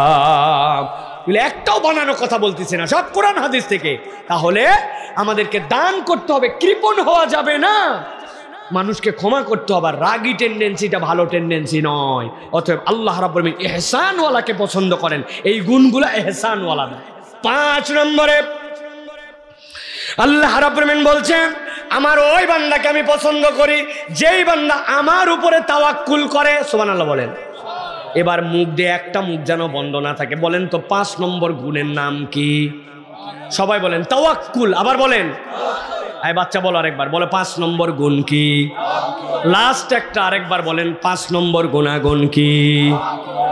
আল্লাহ রাব্বুল আলামিন বলছেন, গভীর মনোযোগ দেন, নবীর ব্যাপারে বলছেন ফাবিমা রাহমাতিম মিনাল্লাহি লিনতা লাহুম ওয়ালাউ কুনতা ফাযযান গালিযাল কলবি লানফাদ্দু মিন হাওলিক ফা'ফু আনহুম ওয়াস্তাগফির লাহুম ওয়াশাওিরহুম ফিল আমর। আল্লাহ রাব্বুল আমিন এর পরে বলছেন ফাইযা আযামতা ফাতাওয়াক্কাল আলাল্লাহ ইন্নাল্লাহা ইউহিব্বুল মুতাওয়াক্কিলিন। আল্লাহ নবীকে আদর করে বলছেন ও নবী আপনার দিলটা বড় নরম ছিল, আপনি যদি নরম তবিয়তের মানুষ না হতেন আপনার কাছে কেউ থাকতো না। আপনি দেখতেন লানফাদ্দু মিন হাউলিক, মানুষজন আপনার কাছ থেকে দূরে সরে যেত। আল্লাহ নবীকে নরম দিলওয়ালা বানাইছেন, নবীর দিল ভর্তি শুধু মায়া আর মায়া। আল্লাহ বলছেন আর আল্লাহ যেহেতু আপনাকে অন্তর নরম করেছেন, এখন আপনার দায়িত্ব হচ্ছে ফাফু আনহুম, যারা আপনাকে কষ্ট দেয় তাদেরকে মাফ করে দেন। কেবল মাফ করলেই হবে না, ওয়াস্তাগফির লাহুম, তাদের জন্য আপনি আল্লাহর কাছে ক্ষমা চান। শাওয়িরহুম ফিল আমর, আর যদি আপনার কোনো জটিল বিষয় চেপে যায় তাহলে আপনি পরামর্শের ভিত্তিতে কাজ করেন। 1 নম্বর মানুষের জন্য ক্ষমা চাওয়া, 2 নম্বর তাদের জন্য ক্ষমা করে দেওয়া ইস্তেগফার চাওয়া, আর 3 নম্বর পরামর্শের ভিত্তিতে কাজ করা। আল্লাহ বলছেন এই 3 কাজ যখন করবে বান্দা ফাইদা আযামতা, তারপরেও যদি সে সংকলতার মধ্যে পড়ে যায়, প্রতিকূলতার মধ্যে পড়ে যায়, আল্লাহ বলছেন ফাতাওয়াক্কাল আলাল্লাহ, আল্লাহর প্রতি তুই ভরসা কর। ইন্নাল্লাহা ইউহিব্বুল মুতাওয়াক্কিলিন, যেই বান্দা আল্লাহতে ভরসা করে আল্লাহ কখনোই তাকে হতাশ করেন না। একটা কথাই জায়গায় বলি, সারা জীবন মনে রাখবেন, একটা লোকের জ্বর হয়েছে, জ্বর মাপবেন কি দিয়ে বলেন তো? জ্বর মাপার মিটারের নাম কি? কথা বলেন। এবার একটা কঠিনটা ধরবো, কঠিনটা পারেন নাকি দেখি। আপনার বাজারে দুধ নিয়ে গেছে, ওই দুধের মধ্যে পানি আছে কি নাই ওইটাও পরীক্ষা করার যন্ত্র আছে, তার নাম কি? এই যে মুরব্বীরা জানে, দেখছেন এক লোক যাওয়ার পরে ওই মিটার চাপাই দিছে, দেখে তার মধ্যে পানি ধরছে। এই দুধের মধ্যে পানি দিছিস কেন? ওই আল্লাহর কিরা পানি দেয় নাই, তবে দুধ দোয়ার পরে যে বালতি ছিল বালতিটা ধুয়ে খালি পানি দিছি। কই ব্যাক কল, তুই 1 কেজি দুধের মধ্যে 1 কেজি বালতি ধোয়া পানি দিলি, এত বড় ধান্দাবাজ আছে না ভাই? বোঝানোর জন্য বলছি, আপনার জ্বর মাপা থার্মোমিটার আছে, আপনার ওই যে ল্যাক্টোমিটার আছে, যেইটা দিয়ে আপনি মেপে ফেলতে পারবেন দুধের মধ্যে পানি আছে কিনা। কেজির বাটকারা আছে, কাপড় মাপা মিটার আছে, কিন্তু একটা মানুষের আল্লাহর উপর তাওয়াক্কুল আছে না না, এইটা মাপার মিটার কি? ভালো করে মনে রাখবেন, আপনার আল্লাহর মাপার আল্লাহর উপর তাওয়াক্কুল আছে, এটার মিটার হচ্ছে একটা বান্দা বিপদে পড়ছে, কেসে পড়ছে, ঝামেলায় পড়ছে, জটিলতায় পড়ছে, তার একজন খালু আছে, তার একজন লিডার আছে, তার একজন আত্মীয় আছে, তার একজন প্রভাবশালী নেতা আছে, তাদের হেল্প আপনার নেওয়া লাগতেই পারে, এটা মানবীয় গুণে আপনি নিবেনই। কিন্তু আপনি যত বিপদেই পড়েন, আপনার মামু খালু লিডার আপনার অমুক তুমুকের আগে আপনার যদি আল্লাহর কথা মনে পড়ে, তাহলে বুঝবেন আল্লাহর উপরে আপনার তাওয়াক্কুল আছে। আর আল্লাহর আগে যদি অমুক তুমুকের দিকে চোখ চলে যায়, তাহলে বুঝবেন আপনার অন্তরের আল্লাহর তাওয়াক্কুলের মিটারটা আবার রিনিউ করা লাগবে। আল্লাহ রাব্বুল আলামিন এই জন্য বলছেন, আল্লাহ রাব্বুল আলামিন বান্দাদেরকে সহযোগিতা করেন। কি বান্দাদেরকে? ইয়ানসুরুকুমুল্লাহু ফালা গালিবা লাকুম। আল্লাহ বলছেন, আল্লাহ যদি তোরে সহযোগিতা করে, আল্লাহর উপরে জিতবে এরকম কোনো ক্ষমতা কারো নাই। আল্লাহ আয়াতের শেষের দিকে বলছেন, ওয়া আলাল্লাহি ফালইয়াতাওয়াক্কালিল মুমিনুন। আল্লাহ বলছেন, আর মুমিনদের দায়িত্ব হচ্ছে সে আল্লাহর উপরেই ভরসা করবে। চিৎকার করে তাহলে বলেন, আমাদের ভরসা করব কোন জায়গায়? জোরে বলেন, ভরসা কাতে? মার্কায় ভরসা আছে ভাই, দলে ভরসা আছে, এই ইউনুসেও ভরসা নাই। ইউনুসে ভরসা আছে আমাদের? বেটা কোন পরিস্থিতির শিকার, তাই বলে তুমি আসো আমরা সমর্থন করতেছি, এগুলো কিন্তু খুব বেটারা ভালো মানুষ না, এরা খুব বেশি ভালো মানুষ নয়। কেননা যেই রক্তের উপরে এই স্বাধীনতা প্রতিষ্ঠিত হয়েছে, ওরা ঠিক মতো এখনো মূল্যায়ন করতেছে না। বিভিন্ন দেশের পদলোহন আমরা তাদের আচরণে দেখতে পাচ্ছি, ঠিক কিনা? অতএব কারো উপরে ভরসা নাই, ভরসা কারো উপরে?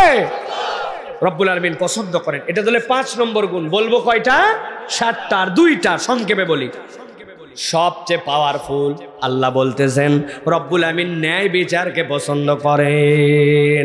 আল্লাহ কোরআনে বলছেন, ওয়া ইন হাকামতা ফাহকুম বাইনাহুম বিল কিসতি ইন্নাল্লাহা ইউহিব্বুল মুকসিতিন। আল্লাহ বলছেন, বিচার ফাইসালা যদি করতে হয়, বরাবর সব সময় তোমরা ন্যায় বিচার করো, নিশ্চয় আল্লাহ ন্যায় বিচারকারীকে পছন্দ করেন। আমরা তো বাইসে গেছি হুজুর, আমরা কেউ বিচারক নয়, অতএব বিচারক যে বেটা জজ সাহেব খালি ওই জায়গায় ফাঁসবে তাই তো নাকি? জি না, ছোট থেকে বড় পর্যন্ত বিচারের ব্যবস্থা আছে। নবীদের এক সাহাবী এসে বলেন, ইয়া রাসূলুল্লাহ, এই যে আমার সন্তান, এই সন্তানকে আমি খুব ভালোবাসি, ওর জন্য একটা খাদেম দিছি, ওর সাথে সব সময় যেন খেদমত করে। নবীজি বললেন, তোমার আর কোনো সন্তান আছে? বলে, ইয়া রাসূলুল্লাহ, আরো অনেক সন্তান আছে। সকলকে কি খাদেম দিছো? না, সকলকে দেই নাই, গোলাম দেই নাই। আল্লাহ নবী বললেন, হয় সকলকে দাও, না হয় এর গোলামের থেকে সরায় নাও। কেননা তোমার সব সন্তানের উপর তুমি যদি ন্যায় বিচার না করো, আল্লাহর কাছে তোমার ধরা খাওয়া লাগবে। বড় বেটার নামে সম্পদ লিখে দিয়েছেন, বলছেন আমার জায়েজ আছে, আমি আমার সম্পদ যা ইচ্ছা তাই করতে পারি। অমুক বেটা পছন্দ হয় না, তারে আপনি কম ভাগ দিয়েছেন, মেয়েরে ঠকাইছেন, ছেলেরে বেশি দিয়েছেন। আল্লাহর কাছে ওই দিন যাওয়ার পরে ধরা খাওয়া লাগবে। অতএব আমার কাছে যেই আদালত, আমার হাতের মধ্যে যে ন্যায় বিচারের জায়গা, আপনাকে সেই জায়গাতে আপনাকে ন্যায় বিচার করতে হবে, ঠিক কিনা? গ্রামের দিকে এই ন্যায় বিচার উঠে গেছে আমাদের, ক্ষমতা যার, পাওয়ার তার। আরে রাস্তার মধ্যে একটুখানি বাউন্ডারি ওয়াল বাইর করে দিছে, একটুখানি সানসেট বাইর করে দিছে, এইটা নিয়ে বিচার যায়, বিচারে দেখে যে এইটা কোন দল করে। যদি আপনার দল না করে তো বিচার একরকম, আর আপনার দল করলে বিচার একরকম। আছে কি নাই? আছে কি নাই? আমরা অন্যায় বিচার এই দেশে যেটা দেখেছি, কখনো এরকম অন্যায় বিচার আমরা দেখি নাই। আল্লামা সাঈদী রহমাতুল্লাহি আলাইহি তার যে আসামিকে ধরা হয়েছিল, ধরানোর পরে বলা হয়েছে যে এই মহিলা নাকি ধর্ষণের সাক্ষী দিতে গেছে।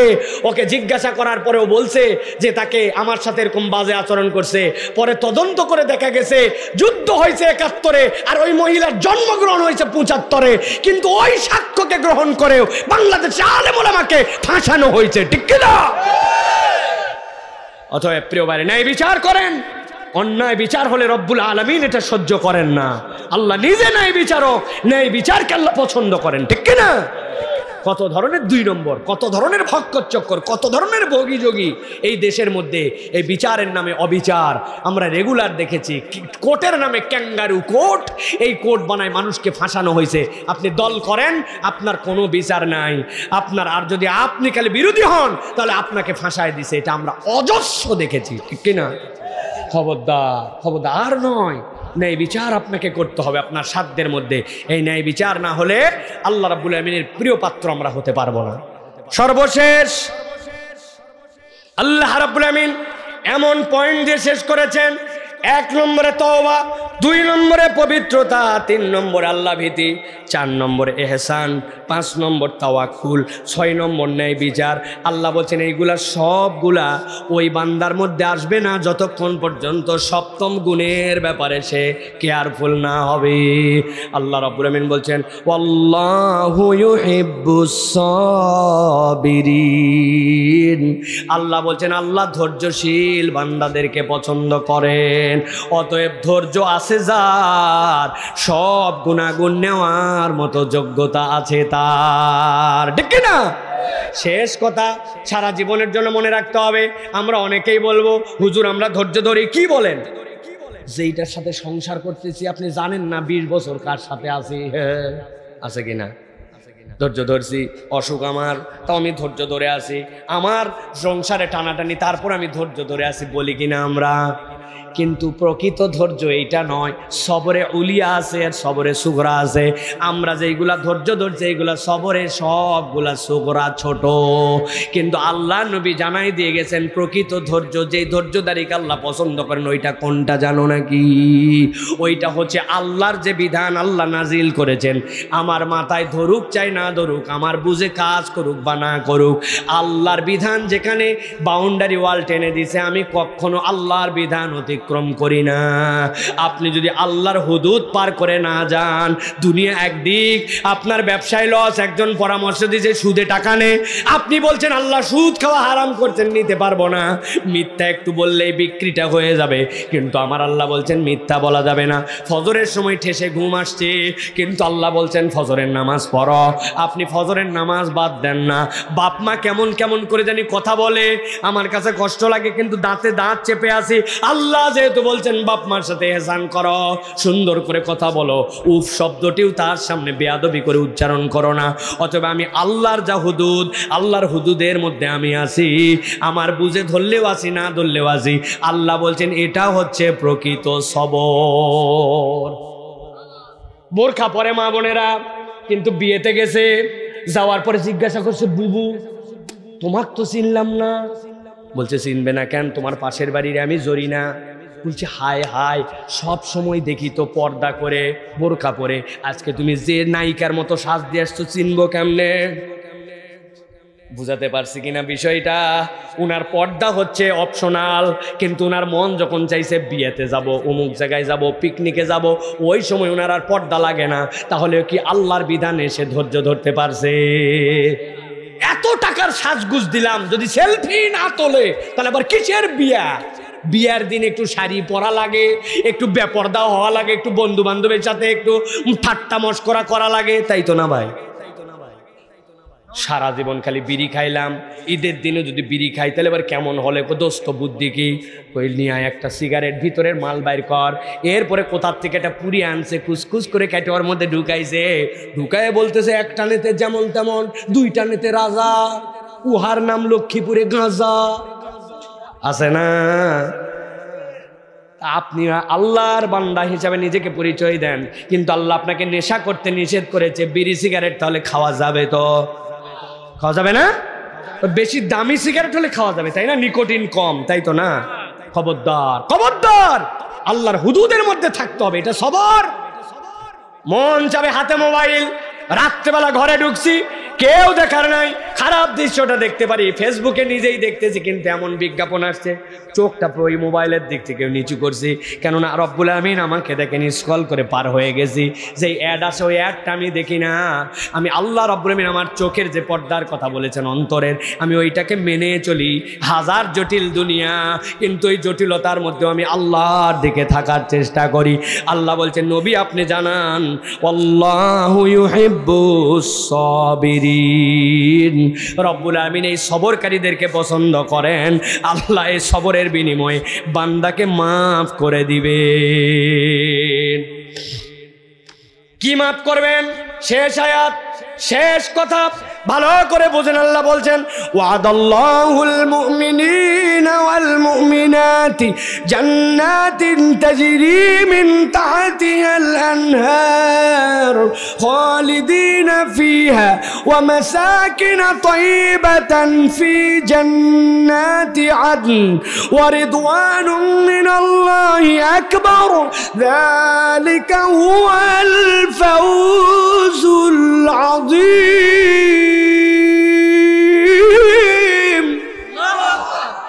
আমার রব্বুল আমিন বলছেন, এই বান্দারা শেষ কথা বলে দেই, আমি যাদেরকে ভালোবাসলাম তুমি কি মনে করছো তাদেরকে জান্নাত দিয়েই শেষ? না না না, জান্নাত কখনো ইমানদারের জন্য সর্বোচ্চ প্রাপ্তি নয়। তাহলে ইমানদারের সর্বোচ্চ প্রাপ্তি কি? নবীজি সাল্লাল্লাহু আলাইহি সাল্লাম বলছেন, আল্লাহ রাব্বুল আমিন জান্নাতের ভিতরে আসবেন, আসার পরে ডাক দিবেন, ইয়া হালাল জান্নাত। জান্নাতীরা লাভ দিয়ে উঠে বলবে, লাব্বাইক ওয়া সাদাইক ওয়াল খায়রু বিয়াদাইক, আয় রব্বুল আমিন আমরা হাজির আছি, ভালো মন্দ সব কল্যাণ তো তোমার হাতে। রব্বুল আমিন সাথে সাথে ওই বান্দাদেরকে বলবেন, হাল রাদিতুম, তোমরা কি খুশি আছো নাকি? জান্নাতীরা বলবে, ওয়া মা লাকা লা নারদা ইয়া রাব্বানা ওয়া কদ আতাইতানা মা লাম তুতি আহাদান ক্বাবলানা, আমাদেরকে যে নিয়ামত দিয়েছো এরকম নিয়ামত আর কেউ পাইছে নাকি? আল্লাহ রব্বুল আমিন জান্নাতীদের এই কথা শুনে খুশি হয়ে বলবেন, হাল আযীদুকুম, তোমাদের নিয়ামতকে আবার একটু বাড়াই দিব নাকি? বান্দারা বুঝতে পারবে না কেমনে আবার নিয়ামত বাড়ায়। আল্লাহ রাব্বুল আমিন সাথে সাথে বলবেন, উহিল্লু আলাইকুম রিদওয়ানি, আজকের থেকে আমি তোমাদের প্রতি চির খুশি হয়ে গেলাম, আর কোনোদিন তোমাদের উপরে আমি রাগ করব না। আল্লাহ নবী বলছেন, এরপরে রব্বুল আমিন তার মুখের সব পর্দা সরায় দিবেন, জান্নাতীদের সাথে রব্বুল আলামিনের দিদার হয়ে যাবে। যেই না বান্দারা আল্লাহকে দেখে ফেলবে, এরপরে রব যখন নিজেকে সরায় নিবেন, একটু আগেই যারা বলছিল আমরা যা নিয়ামত পাইছি এত নিয়ামত কেউ পাইছে নাকি, নবীজি বলছেন যেই না আল্লাহ রব্বুল আমিন সরে যাবেন, বান্দাদের মন খারাপ হয়ে যাবে, জান্নাতের কোনো নিয়ামত আর তার কাছে ভালো লাগবে না। এরপরে আল্লাহ প্রত্যেক দিন জান্নাতের সকাল সন্ধ্যায় তার বান্দাদের সাথে দেখা দিবেন। ওয়ারে দোয়ানুম মিনাল্লাহি আকবার যালিকা হুয়াল ফাউজুল আযীম। আল্লাহ বলছেন এটাই আল্লাহর সন্তুষ্টি, আর এটাই হচ্ছে তোমাদের জীবনে চূড়ান্ত সফলতা। সুবহানাল্লাহ। তাহলে আমরা কি চূড়ান্ত সফল হতে চাই? হাত তুলে আল্লাহকে দেখাই চাই, সকলেই চাই। আল্লাহ যেন কবুল করেন, বলেন আল্লাহুম্মা আমিন।